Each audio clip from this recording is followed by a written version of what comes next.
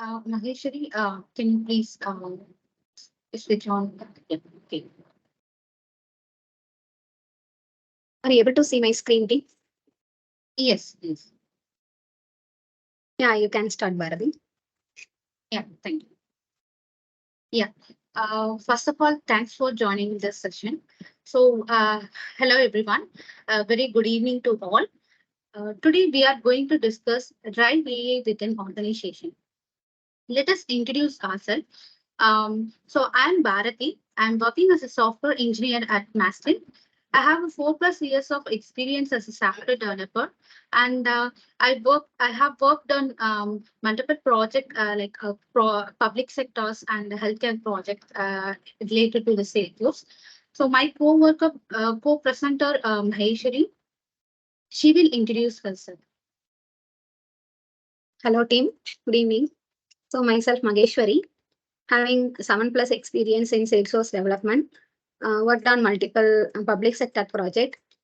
So, today we can get started with the AI and the generative AI steps.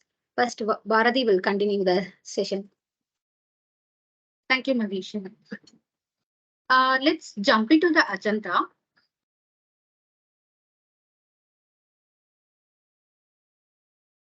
Maheshwari can, yeah, thank you. Yeah, today's agenda is artificial intelligence, essential terminologies of AI, large language models, generative AI, change management for AI, common concern about generative AI, and finally we will have the Q&A session. Let's see what is generative AI, what is artificial intelligence. Artificial intelligence is a study of the human brain, how it thinks, learn, makes decision, and solve the problems. So all this is used to generating the intelligence software, which is used to improve the computer functions or to say to train the new model, so that it mimics the human behavior. In simple term, we can say like it is a man-made intelligence. Generally, the artificial intelligence are divided into two types, narrow AI and generative AI. Narrow AI focuses on specific tasks, whereas this generative AI, they can do anything like a human can do, or we can say like it's a super intelligence. So I would like to bring one real-time example. So everyone now using the smartphone, right? So it has a features like visual reality experience, voice-enabled assistants such as the Google Assistant, and face recognition is one of the common ways you're unlocking your phone, and camera post-processing filters that is most app users now. So these are involved in the artificial intelligence. Next, the essential terminologies of AI. So AI gives a powerful some technologies, machine learning, neural networks, and deep learning, these things. So these are the backbone of artificial intelligence.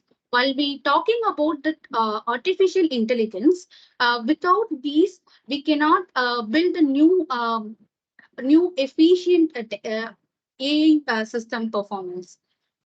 Let me explain it one by one. The first one is machine learning. So machine learning is a subset of artificial intelligence. It is how computer can learn new things without being programmed to do them. For example, when teaching a child to identifying animals, you can say them these pictures and providing some feedbacks. They see those more examples and receives some feedbacks for that. So they learn, classifies the animals based on some unique characteristics, right? So similarly, machine learning models generalize and applying their knowledge to the new examples. So it basically learn from the labeled data. It makes so accurate prediction and decisions. So based on this learning approach, it is classified in three types: supervised learning, unsupervised learning, reinforcement learning. The supervised learning involves a training model with the labeled data, whereas unsupervised learning find the patterns in the unlabeled data. At the reinforcement learning focuses on teaching an agent to interacting with the environment. It acts like a real-time example. It takes a real-time example and it learning on from that it learning on it. The next is a deep learning. So deep learning is a specialized subset of machine learning. So it is an advanced form of artificial intelligence. It really helps to computer becomes a really good at recognizing the complex patterns in the data. And it uses a specific type of algorithm called the neural networks. So with the help of that, it identifying the relevant patterns by the labels and categories. And it really useful for things like image recognition and speech processing and natural language understanding things. Uh, Please go back, Maheshi. The neural network is there. Yeah. Yeah. For neural networks, it is a collection of small computing units to finding the association between the set of inputs and outputs. So it really helps to solving the problems and making accurate predictions. And it is really good at notching the patterns like it makes a more important for finding it. For example, someone can trying to do something bad like a fraud system means it really keeps customers data or people personal informations very securely. The next is the natural language processing.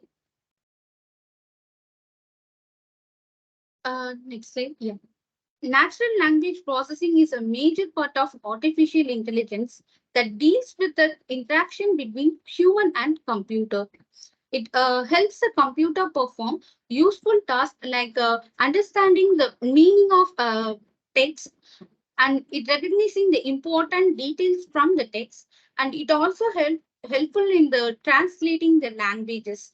If you want to translate English to some specific languages like Spanish or Italian, means it really helps in that part. And basically, it has actually two subfields. So natural language understanding and natural language generation. While doing a data processing, like when the data, sorry, I'm getting different noises here.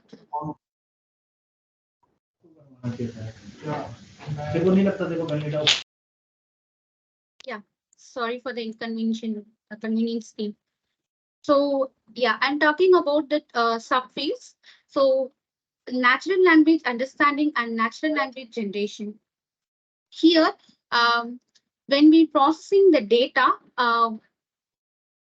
processing the human inputs, and it needs to understand the machine here in between in process. It helps like the human inputs are considered like a unstructured data, and it want to process those data, it is like a structured data.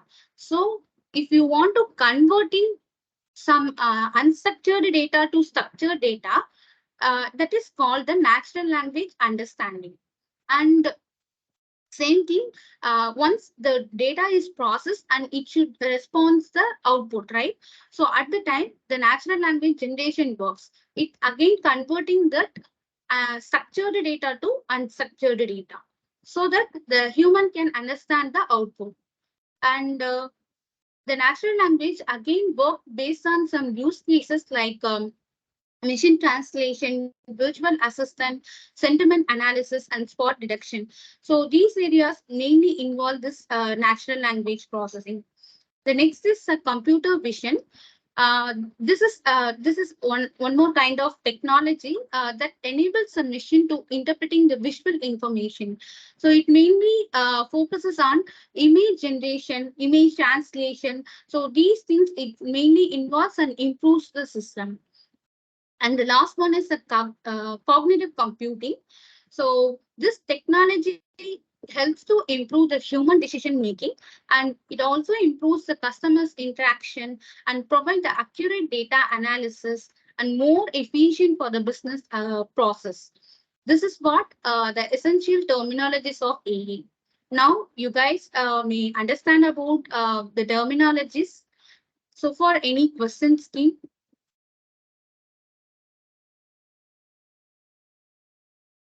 Okay, let me move forward. The next is large power of large language model. So here we are going to see what is large language model, and how we are going to train the LLM model, and Salesforce, how the Salesforce uses the large language model.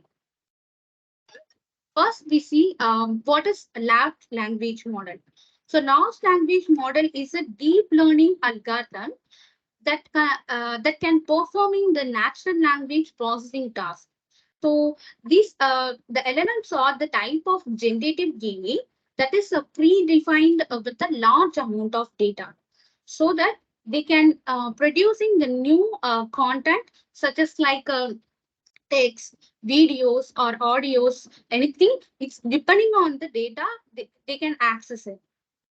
For example, I'm going to provide a question to ask the question to the LLM model, like what are LLMs and how can they help my business? And another one question like same, what are LLMs and what values can they bring to my business? So you can notice that these two questions are same. I'm going to ask the LLM now again. Uh, it will provide the different responses here, because these model uses the natural language processing and machine learning capabilities. So they can do the things like translating text and summarizing the informations too. So now you guys may understand that what LLM is and how it works. Now you can ask like what do pre-trained and fine tuning means, right? So here I would like to give one example. Uh, we are going to train a dog. Okay, so what we are doing first, you are going to give the basic command such as like a sit, come, or down, or stay here, there, like that. So with the first the dog first First, the dog is going to understand those commands and it will practice it, right? So these commands are normally sufficient for everyday life. Now, if you need to specialize that service dog, like a police dog or guided dog means, you have to provide the again some other special training to do that. So the similar idea is applies to the same a large language model. So this model is trying actually based on the general purpose to solving the common problem, that is we consider like a pre-trained model.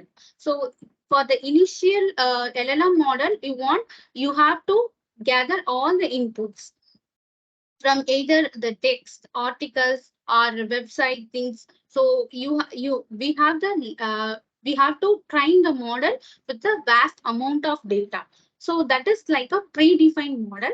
And if you want to specialize some particular task means, that is a fine-tuned model. With the help of small labeled data, we are achieving it.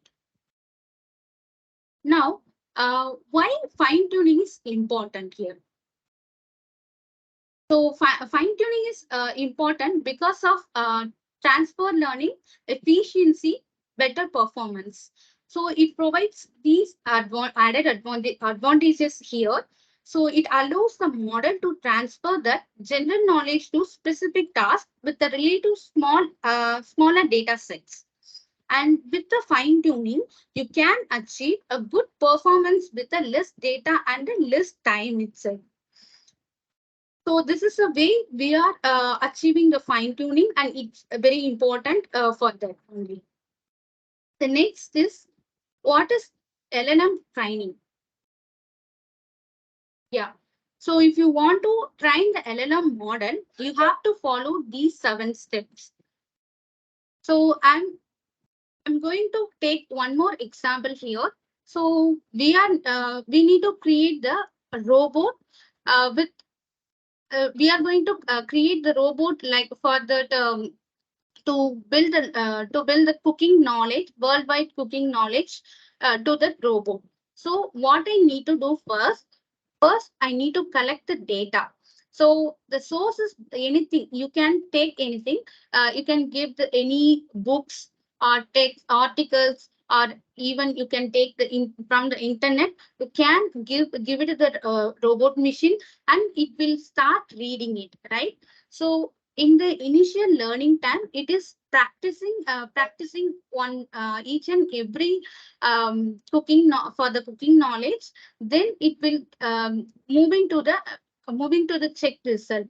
First, in the initial learning itself, we have to check what are the recipes it learned, and we can check it out small giving the by giving the task we can check the results. So in the learning stage, we need to check the result, right? So at the time, we have to confirm that whether the robot is doing the correct way or not. So if it is the correct way, we can do the testing. If it is not correcting, we can provide the feedback here, like, hey, it is not right. So then it will again do the practication and repeat the steps again. Then if the robot has understanding the knowledge of cooking, then we have to do the testing here. So we have now we are created consider like now we are creating the some basic cooking knowledge of a robot. Now if I want to specialize for the particular cooking knowledge, means like Italian cooking, I need to specialize for the robot, means I have to provide again the inputs, like especially for Italian related food dishes books or articles things. Then we need to again test it out. Then if it is passed, it will be considered like a graduations. This is the way we need to train the model. So for any questions, team?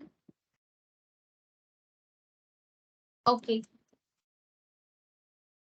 Now let's see the how Salesforce uses the large language model.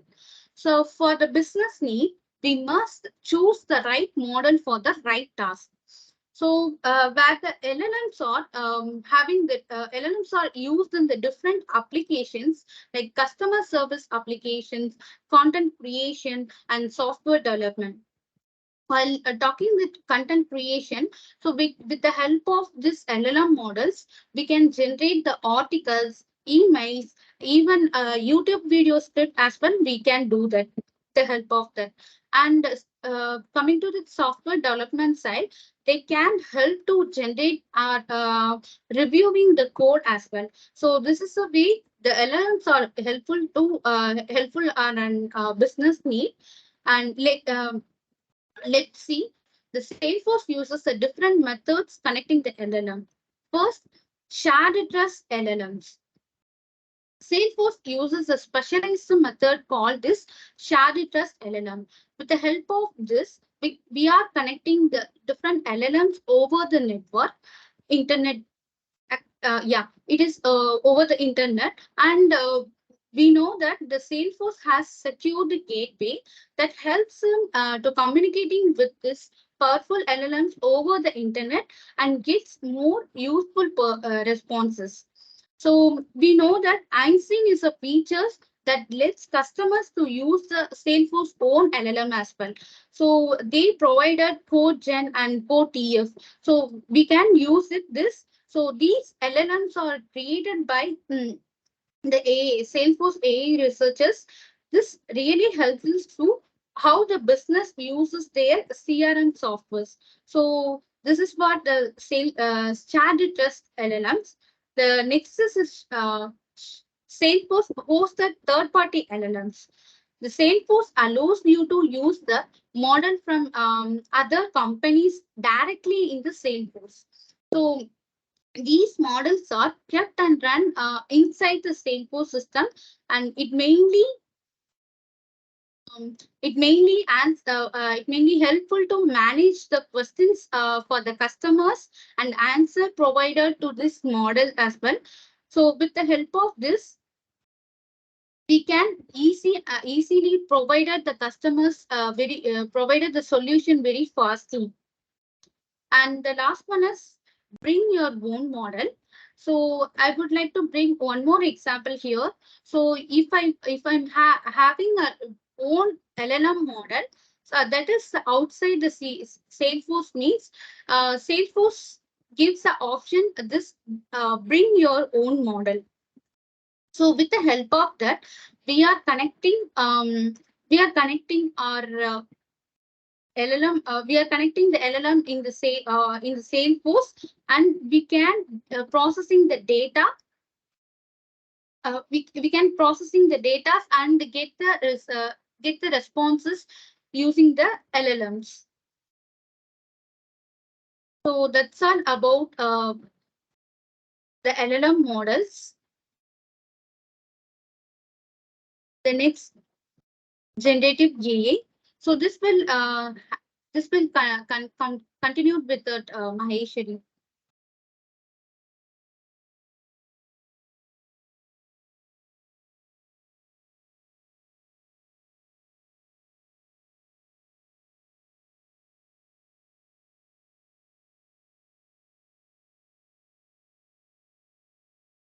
Maheshwari, you are in mute.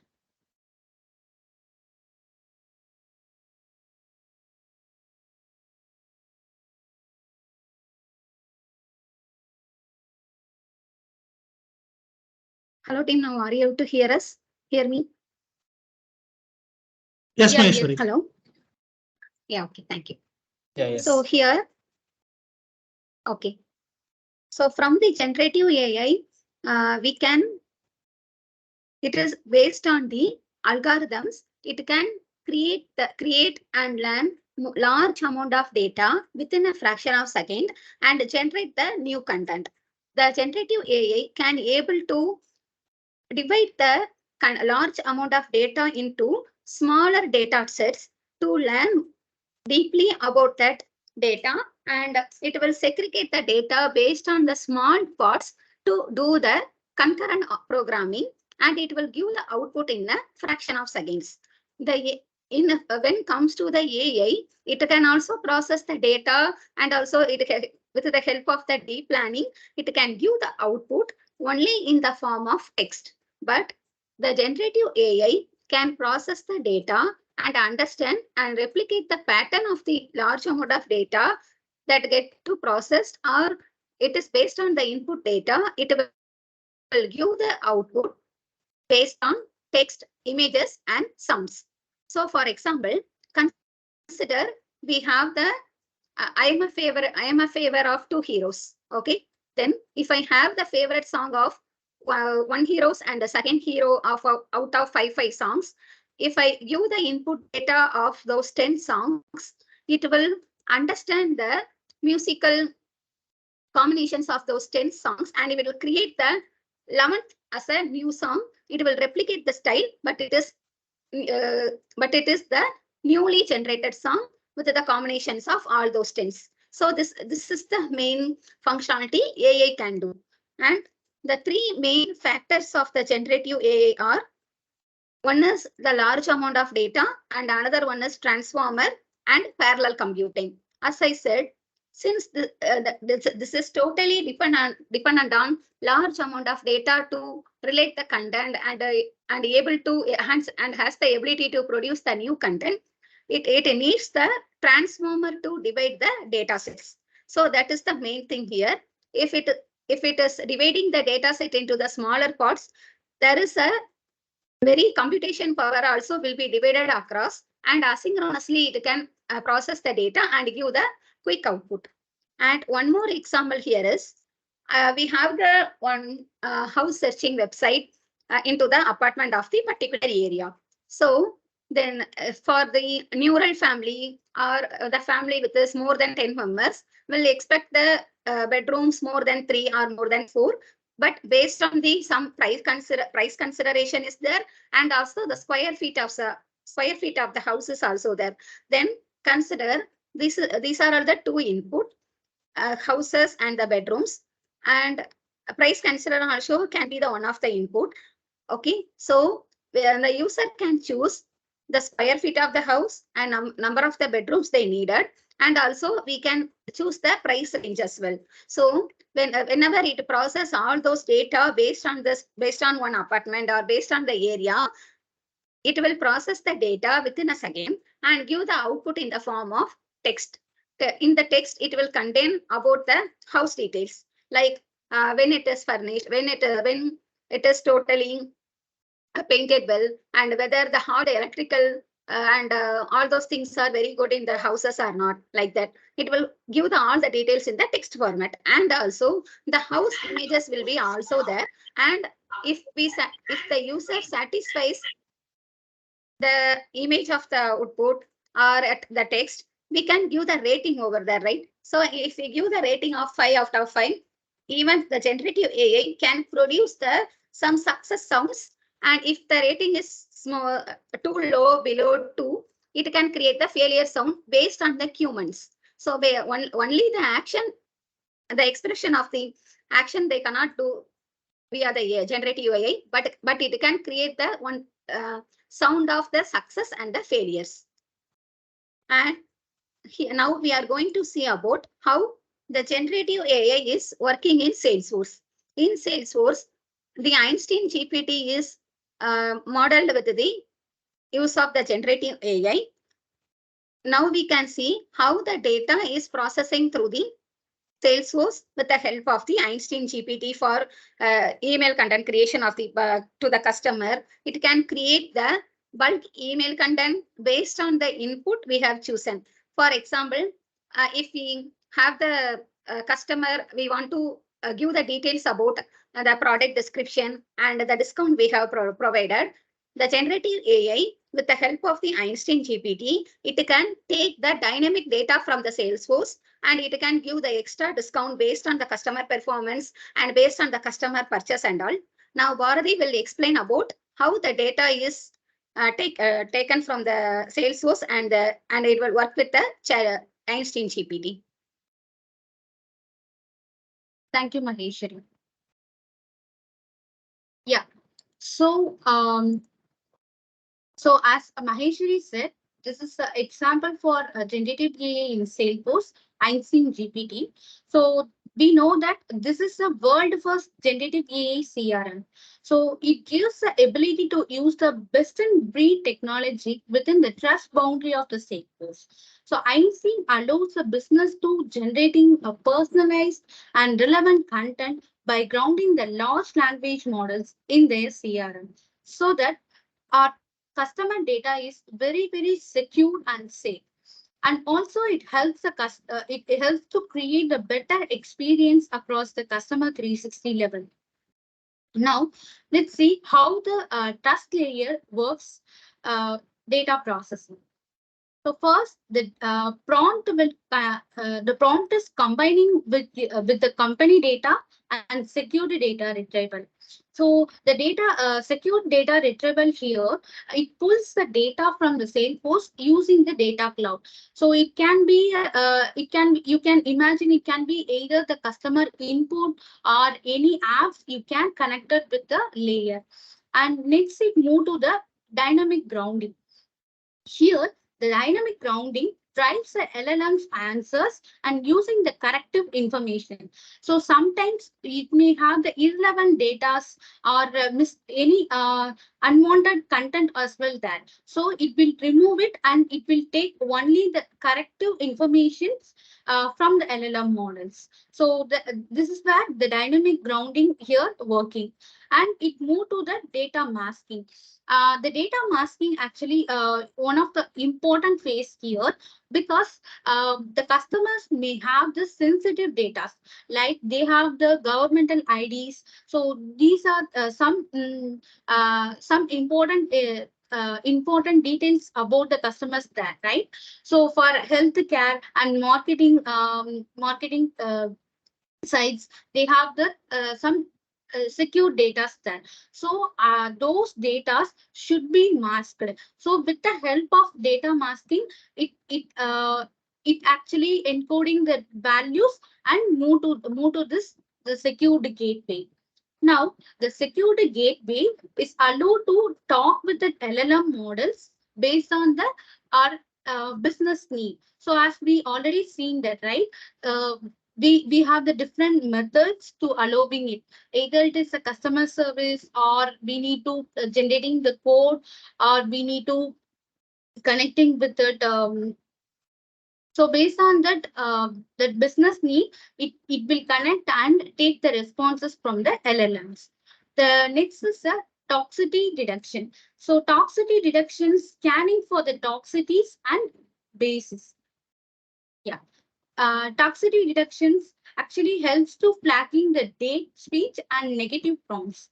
And the next one is audit, right? So this trust layer, the audit for complaining the reasons and making care to high quality of data. So it mainly involves in that.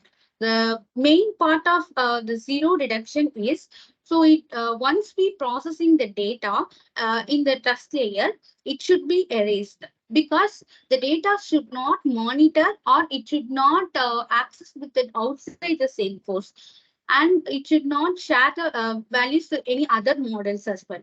So that's why we are using zero retention here, and it mainly used to erasing that data after data processing. So this is how the INC GPT trust layer works, and very helpful for the business improvement. And next one is use case. So I'm taking one more example here, streamlining customer support with generative AI. So here I'm introducing a three character: service representative, generative AI system, and customers. So consider like Salesforce have this service cloud, right? So here the customers are very daily having some problems. They are started raising the queries to the service, right? So so service uh, so the service representative talk to their customers either through the medium like a phone or a chat or email on everyday daily basis.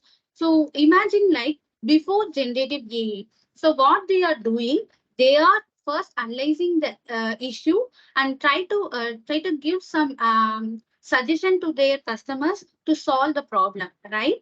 So it will take a more time to getting an analyzation to the side in the customer service representative side, as well as the customers frustrated with it with this particular time taken.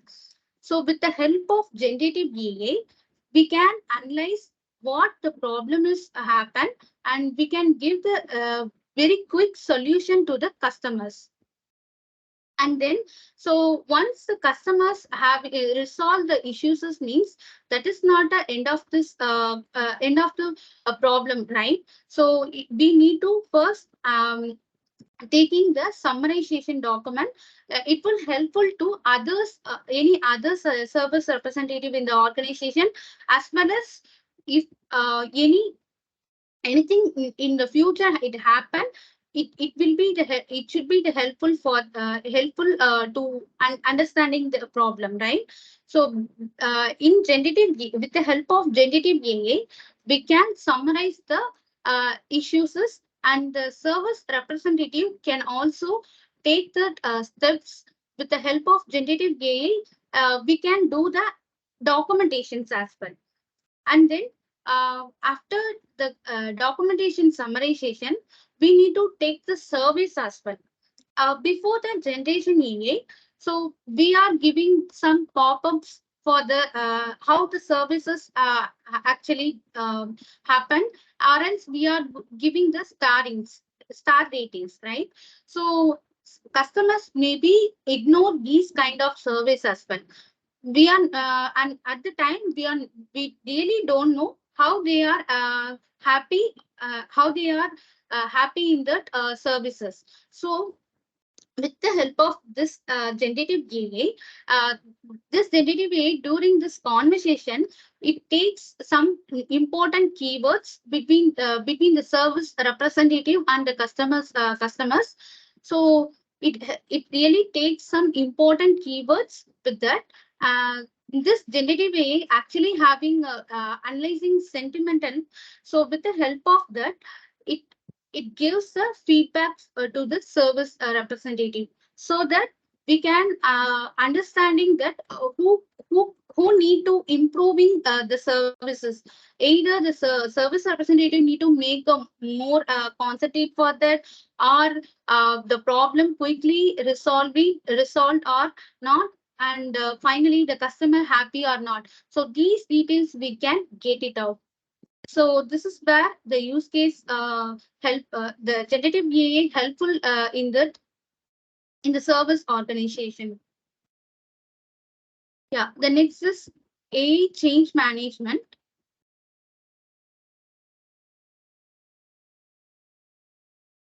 Yeah, again, this will continue with the Maheshwari.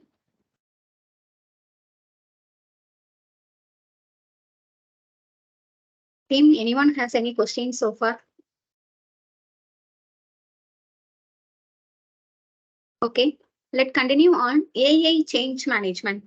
So every business has for us, every business has every change management deployment for the every quarters or every release. They have the some of the change management in the business process. Okay, so before the systems, computer systems, every business are handled in the paper document. But now after the decade, before the decade years, that all the paper works are handled by the human and it takes more time. But now all are computerized, and even though it takes next steps to uh, doing the business with the help of the generative AI solutions. So whenever the simple business is using the systems, but whenever we introduce the AI there, the change management is one of the biggest things to the business to understand the AI solution. So the change management is the set of process designed to help organization and the individual successfully implemented new initiatives, and like launching the new ideas of AI solution, and what are the things we can make automatic as much as possible to the system for the better work. Okay, so the goal of the change management is to ensure the plan to be launched success, and everyone needs to be understand the change management of the AI solution, as well as the business want to make sure how to not impact the new technologies in the existing system.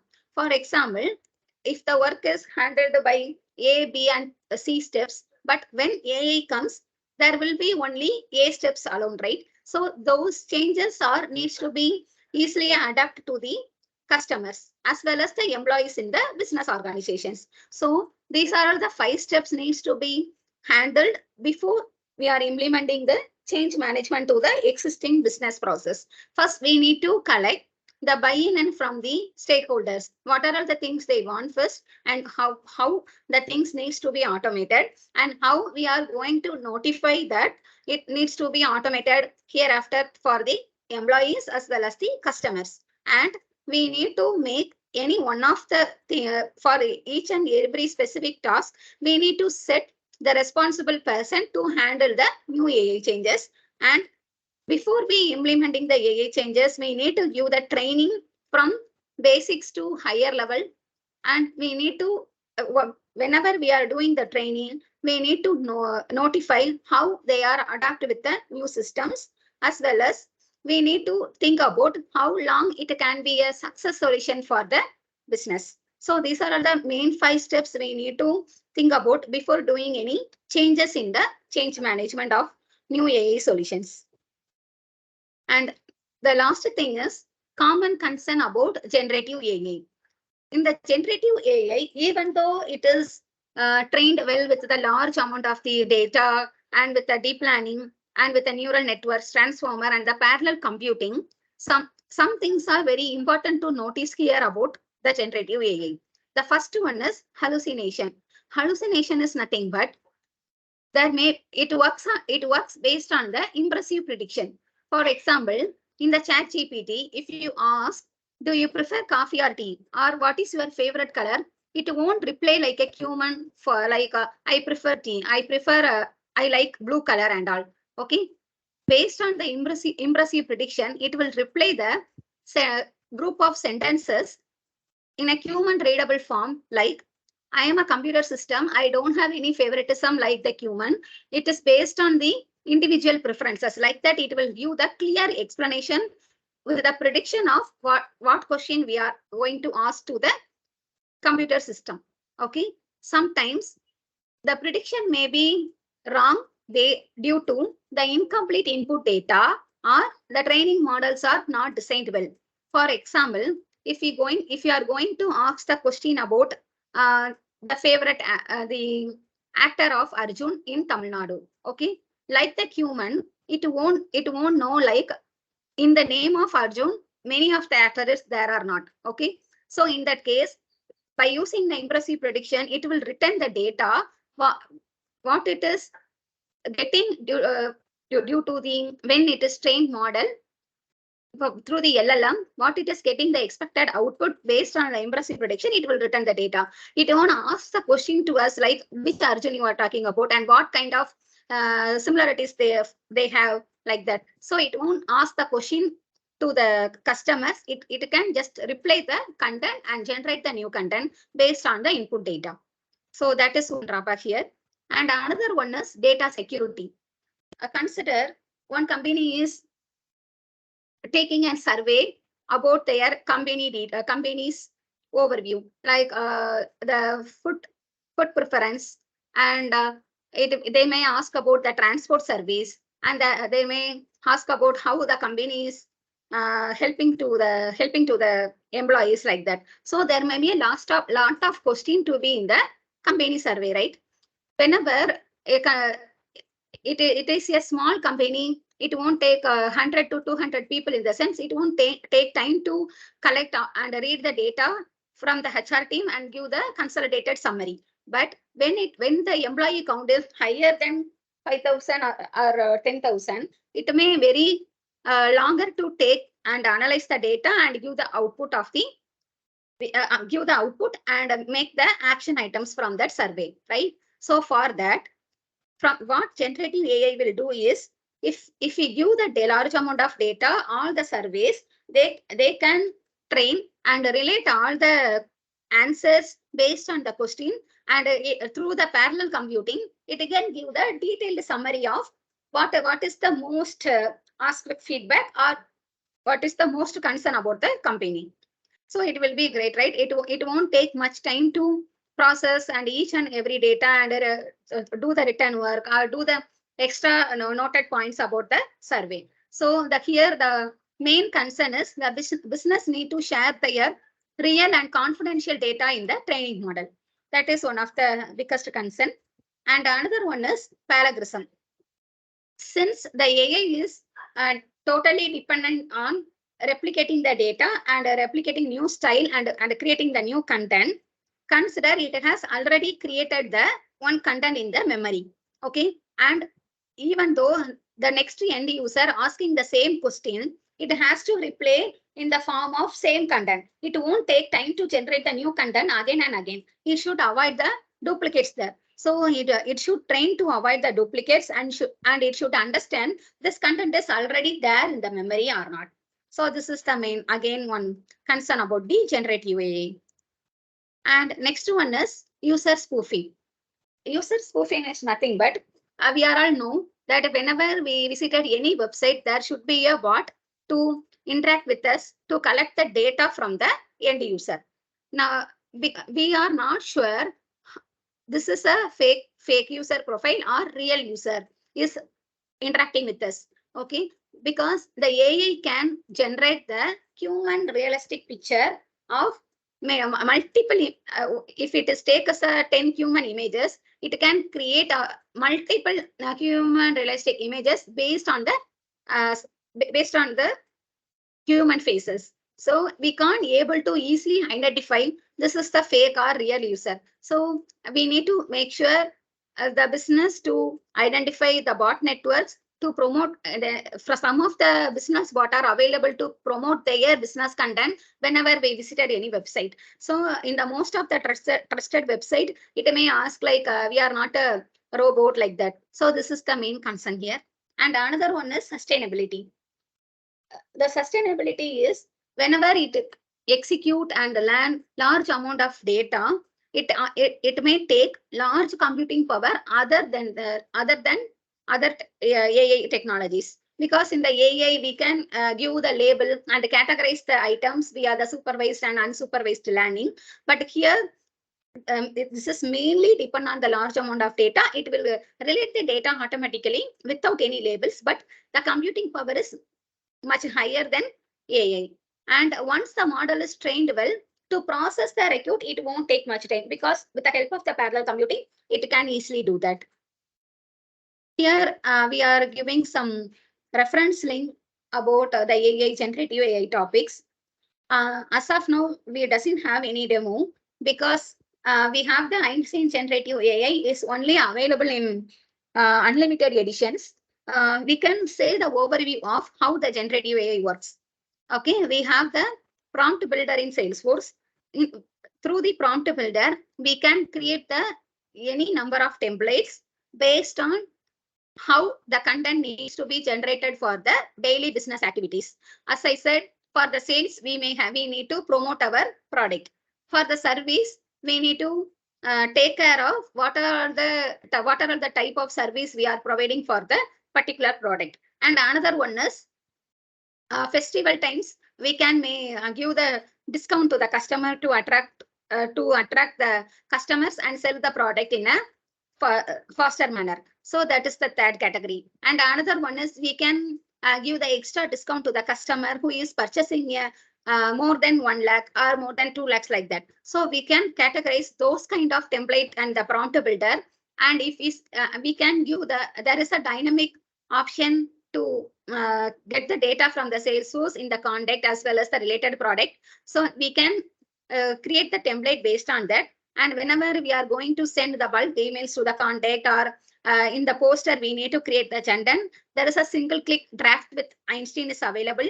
If we click the button, it will automatically create the content to us and we can easily do the work and we easily contact the customer in a different way. So there is a main thing of generating the content using the Einstein GPT. So any questions, team, so far?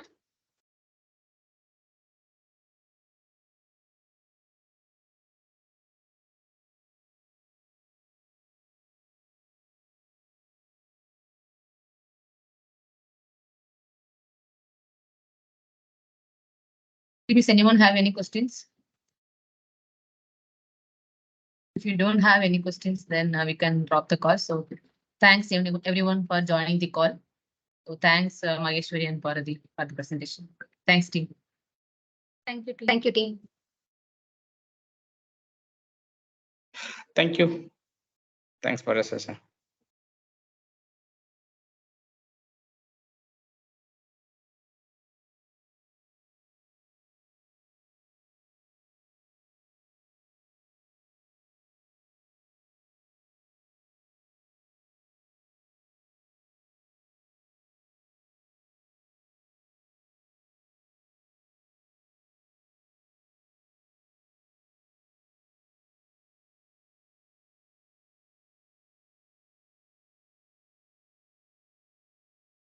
Thanks, team, for joining.